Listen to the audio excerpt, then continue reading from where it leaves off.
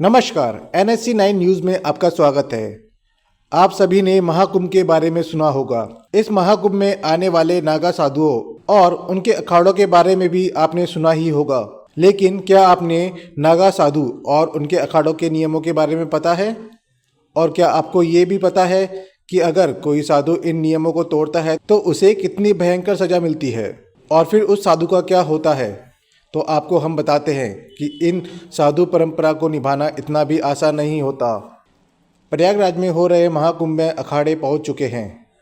कल यानी 13 जनवरी को महाकुंभ मेला शुरू हो जाएगा। 14 जनवरी को पहला शाही स्नान है। महाकुंभ में बने किसी भी अखाड़े में शिविर के कोतवाल होते हैं।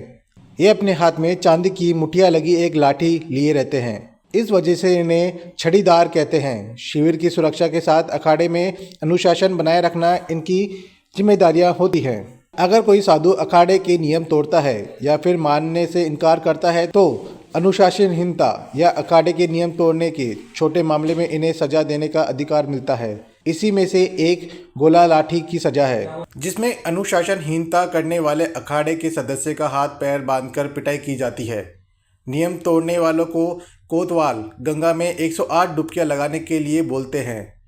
कोतवाल गुरु कुटिया, रसोई की चाकरी, मुर्गा बनने और कपड़े उतरवाकर खुले आसमान के नीचे खड़ा करने की सजा भी सुनाते हैं। आपको बता दें कि हर अखाड़े में गुरु की कुटिया के पास कोतवाली स्थापित की जाती है।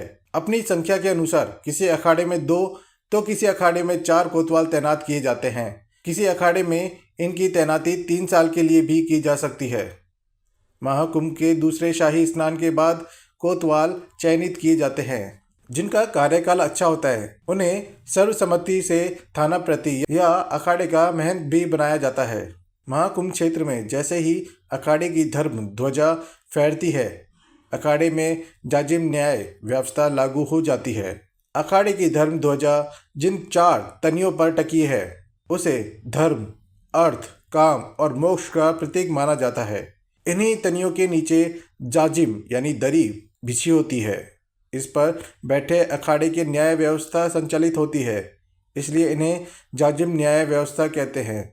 आपको ये जानकारी कैसी लगी? क्या आपको इससे पहले इस बारे में जानकारी थी? हमें कमेंट करके बताएं।